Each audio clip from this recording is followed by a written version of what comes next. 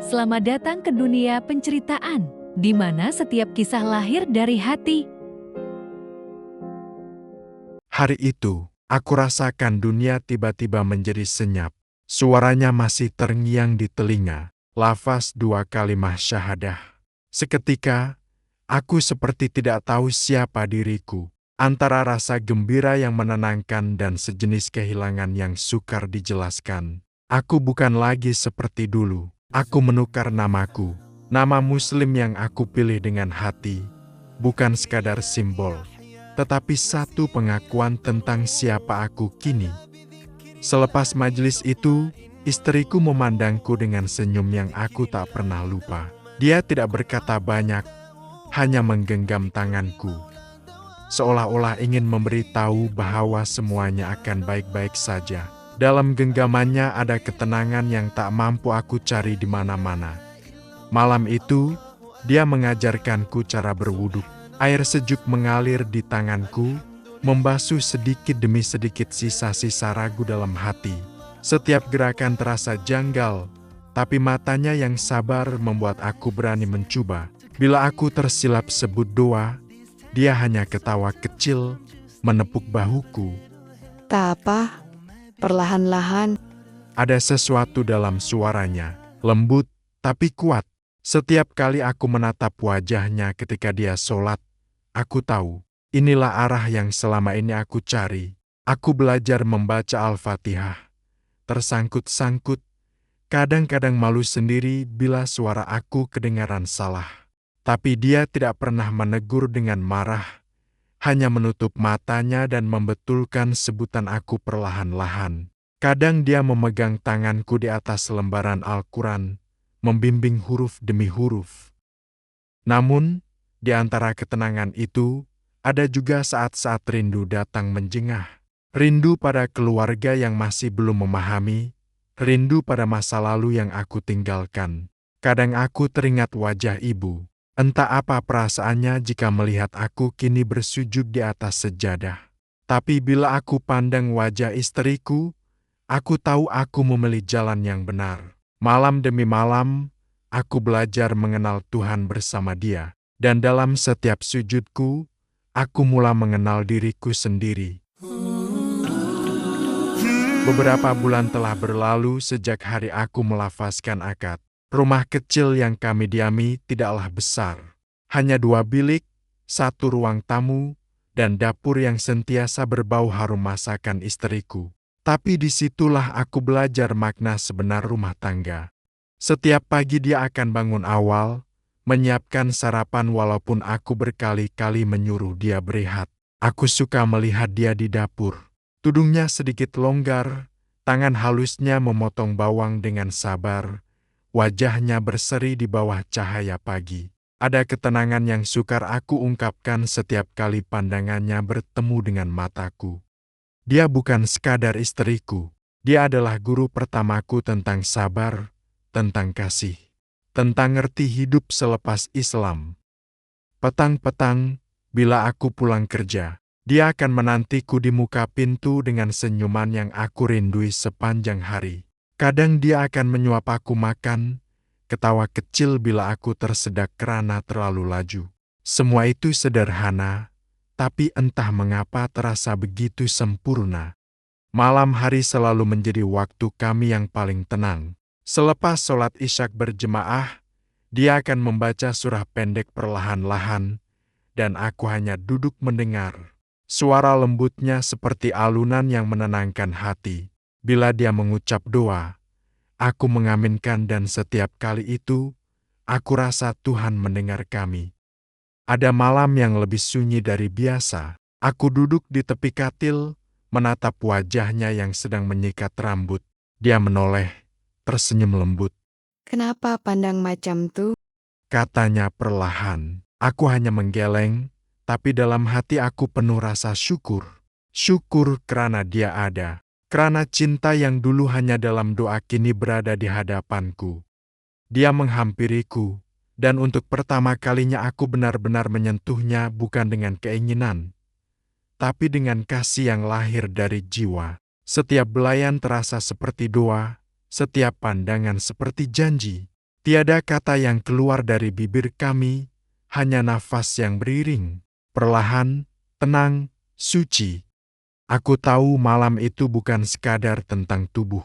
Ia tentang penyatuan dua hati yang sama-sama mencari reda Tuhan. Ketika aku memeluknya, aku berbisik di telinganya, "Terima kasih. Karena mencintai aku apa adanya." Dia hanya membalas dengan genggaman tangan yang erat. Matanya berkaca, tapi bibirnya tersenyum. Malam itu, aku belajar. Cinta bukan sekadar rasa, tapi ibadah yang paling indah bila disulam dengan hormat dan kesyukuran. Dan sejak malam itu, setiap kali aku menatap wajahnya selepas sholat, aku tahu, aku tak lagi mencari apa-apa di dunia ini, selain untuk membahagiakan dia seumur hidupku. Kumpulkan keberanian, coba mendekat perlahan. Hari-hari selepas itu berjalan perlahan. Aku mulai sadar bahwa selepas cinta, datanglah ujian. Kecil, tapi cukup untuk menguji hati yang masih belajar sabar. Kadang-kadang kami bertengkar karena perkara remeh. Aku terbiasa dengan cara hidup lamaku. Makan di luar, kerja hingga lewat malam, lupa masa sholat. Dia pula membiasakan aku pada dunia baru. Aturan, disiplin, adab yang lebih tenang. Perbedaan itu bukan membuat kami jauh, tapi membuat aku melihat cerminan diriku sendiri. Masih banyak yang perlu aku ubah. Namun ada satu hal yang paling sukar, rindu kepada keluarga. Sudah berbulan aku tidak pulang ke rumah ibu bapakku. Bukan karena tidak mahu, tapi karena aku tidak tahu bagaimana harus berdepan dengan pandangan mereka. Sejak aku memeluk Islam, suasana antara kami seakan membeku. Suatu pagi aku nekat pulang. Rumah lama itu masih sama. Cat dinding, aroma teh di dapur, bunyi kipas berdecit, tapi suasananya tidak lagi hangat. Ibu menatap aku lama tanpa sepatah kata. Aku coba mencium tangannya, tapi dia hanya menarik perlahan. Ayah pula sekadar berkata, suaranya berat dan datar, "Jaga marwah kami, Deni." Kata-kata itu menampar lembut hatiku.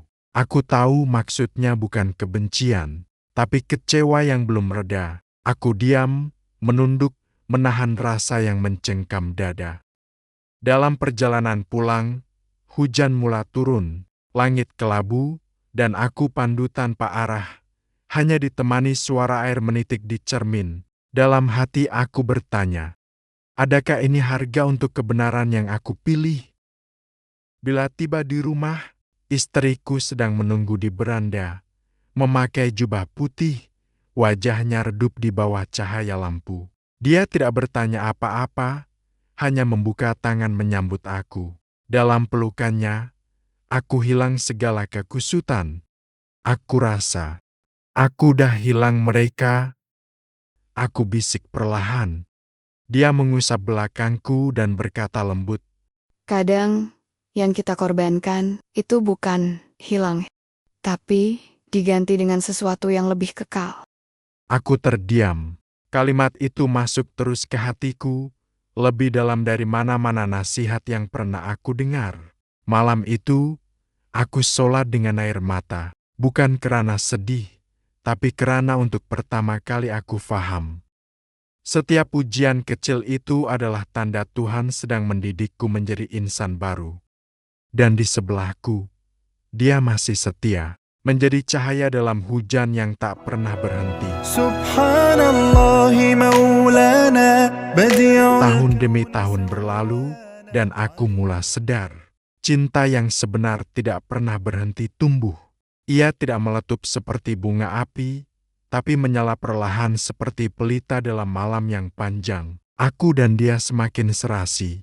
Sudah jarang kami bertengkar, dan kalaupun ada, hanya sekejap. Dia tahu bila aku penat. Aku tahu bila dia perlukan bahu untuk bersandar. Kadang kami tak perlu banyak bercakap. Diam kami sudah cukup untuk memahami. Setiap malam selepas doa bersama, dia akan menyapu minyak di tanganku yang kasar. Kerja kuat, sangat. katanya perlahan sambil mengusap jari-jariku. Aku hanya tersenyum, menatap wajah yang semakin matang, tapi semakin cantik dalam kesederhanaannya. Malam-malam seperti itu, aku terasa dunia menjadi kecil. Hanya kami berdua dan keheningan yang mendamaikan. Dia baring di sisi, kepalanya di dadaku, dan aku mendengar degup jantungnya seperti irama doa. Ada kehangatan yang sukar aku terangkan, bukan lagi tentang tubuh, tapi tentang rasa memiliki dan dimiliki dalam kasih yang halal. Aku usap rambutnya perlahan, lalu berkata, "Abang rasa, kalau dulu aku kejar kecantikan, tapi sekarang aku kejar ketenangan." Dia ketawa kecil, suaranya lembut seperti angin malam. Dan ketenangan itu datang dari Allah, bukan dari aku. Jawabnya perlahan. Tapi, aku bersyukur dia pinjamkan aku untuk abang. Aku terdiam, hanya memandangnya lama. Ada sesuatu dalam kata-katanya yang membuat dadaku terasa penuh. Seolah-olah segala perjalanan panjang kami, segala ujian, segala tangisan, semuanya terbayar dalam 1 detik itu. Aku memeluknya erat, tidak ingin waktu bergerak terlalu cepat. Dan dalam diam, aku berdoa. Semoga cinta ini terus kekal, bukan sekadar di dunia, tapi juga di akhirat nanti. Hari itu, aku menghadiri seminar kerja di sebuah hotel besar di tengah kota. Dewannya luas, pendinginnya terlalu kuat, dan bau kopi pahit bercampur dengan kertas laporan. Aku duduk di barisan hadapan, berfokus pada pembentangan yang panjang dan membosankan. Ketika penceramah berhenti seketika, aku terdengar suara lembut di sebelah. Ada pen? Aku menoleh seorang wanita muda berdiri di situ, wajahnya tenang, berhijab pastel lembut, berpakaian sopan profesional. Wajahnya bersih tanpa makeup berlebihan, tapi ada kesederhanaan yang menenangkan mata. Aku hulurkan pen. Dia tersenyum kecil, senyuman yang ringkas tapi meninggalkan gema dalam hati. Beberapa jam kemudian kami dipasangkan dalam kumpulan perbincangan. Dia memperkenalkan diri, suaranya teratur dan yakin, sesekali diselang dengan tawa halus. Cara dia bercakap bukan menggoda, tapi ada kehangatan yang jarang aku temui. Dia pandai menyoal, pandai mendengar, dan setiap kali pandangannya bertemu dengan mataku, ada sesuatu yang membuat aku gugup tanpa sebab. Selepas sesi tamat, kami berbual sebentar di sudut lobi, tentang kerja, tentang bandar yang semakin sibuk, tentang minat membaca. Dia bertanya, Abang, dah lama kerja dalam bidang ni? aku tersenyum. Lama juga, tapi makin lama, makin banyak yang perlu belajar. Dia ketawa kecil. Sama macam hidup, kan? Aku tak tahu sejak bila, tapi aku mula menantikan setiap kali dia bercakap. Dia bijak, tapi lembut, tegas, tapi santun. Dalam kata-katanya, aku terasa seolah-olah sedang bercakap dengan seseorang yang memahami, bukan menilai. Beberapa hari selepas itu, kami berhubung melalui message urusan proyek. Mula-mula tentang laporan, kemudian tentang seminar yang akan datang. Namun lama-kelamaan, perbualan itu menjadi lebih pribadi. Dia bertanya tentang kehidupanku selepas memeluk Islam, bagaimana aku menyesuaikan diri. Aku bercerita sedikit, dan dia mendengar dengan penuh perhatian. Berani ya, Katanya suatu malam melalui message. tinggalkan semuanya demi kepercayaan baru. Aku balas ringkas, kadang bukan berani, tapi terpaksa bila hati tidak yakin. Lama tiada balasan, kemudian muncul. Kalau semua lelaki sejujur tu, Aku berhenti membaca beberapa kali. Ada sesuatu dalam cara dia menulis yang terasa terlalu dekat, tidak berlebihan, tapi cukup untuk membuat aku tahu dia juga merasakan sesuatu yang sama, satu hubungan kecil yang tidak sepatutnya wujud. Kadang bila message-nya masuk waktu malam, aku terdiam lama sebelum membalas. Aku tahu aku tidak sepatutnya, tapi aku juga tahu aku bukan lagi lelaki yang kebal dari ujian. Dalam setiap detik itu, wajah istriku sering muncul di benak.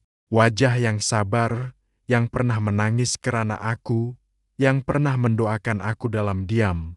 Dan tiba-tiba rasa bersalah itu datang menghimpit, seperti bayang yang tak mau pergi. Malam itu aku duduk sendirian di ruang tamu, lampu malap, hanya bunyi jam berdetak perlahan. Aku genggam telepon di tangan, membaca semula mesejnya. Saya doakan abang terus kuat dalam kerja dan hidup. Sejak itu, setiap kali mesejnya tiba, aku rasa dada bergetar. Aku mula menunggu notifikasi itu, walaupun tahu ia tidak patut. Kadang aku terfikir, mungkin aku cuma rindu untuk difahami, bukan untuk jatuh cinta lagi. Namun, setiap kali aku melihat namanya di skrin, hatiku bergetar dalam cara yang menakutkan. Dan di dalam hati kecilku, ada suara yang berbisik, berhenti sebelum semuanya terlambat. Tapi suara itu terlalu perlahan dibandingkan degupan jantungku sendiri. La ilaha illallah, la ilaha. Malam itu, rumah terasa lebih sunyi dari biasa. Hanya bunyi jam dinding berdetik perlahan, memecah keheningan ruang tamu. Lampu tidak terlalu terang, seolah-olah turut memahami betapa beratnya suasana itu. Aku duduk di sofa, menunduk lama. Istriku di sebelah, memandangku tanpa kata. Dia baru selesai melipat kain, tapi pergerakannya terhenti bila aku memanggil namanya. Nada suaraku sendiri kedengaran asing. Aku genggam tangannya. Dingin, kecil, tapi itulah tangan yang menemani sejak awal perubahan hidupku. Tangan yang sabar, yang selalu memujuk setiap kali aku goyah. Namun malam itu, genggaman itu terasa seolah-olah aku sedang memegang sesuatu yang mungkin akan terlepas bila-bila masa. Aku menarik nafas panjang, dada terasa sesak. Susah untuk mencari perkataan yang betul, tapi aku tahu aku tak boleh terus berdiam. Ada sesuatu yang aku perlu jujurkan pada kamu. Dia diam, menunggu. Matanya lembut tapi berwaspada, seperti sudah menduga sesuatu, tapi tidak mau meneka. Aku tunduk lebih dalam. Aku dah kenal seorang perempuan lain. Kata-kata itu akhirnya keluar, perlahan, tapi cukup untuk memecahkan segalanya. Bibirku bergetar, nafasku pecah separuh jalan. Aku tak berani mengangkat muka. Sunyi, hanya bunyi jarum jam yang kembali berdetik, setiap tik, seolah menikam lebih dalam. Aku rasa air mata mengalir tanpa izin. Seluruh tubuhku menggigil. Aku tak buat apa-apa salah. Tapi aku tahu hati aku dah mulai lemah. Aku takut kalau aku terus diam, aku akan hilang kamu tanpa aku sadar.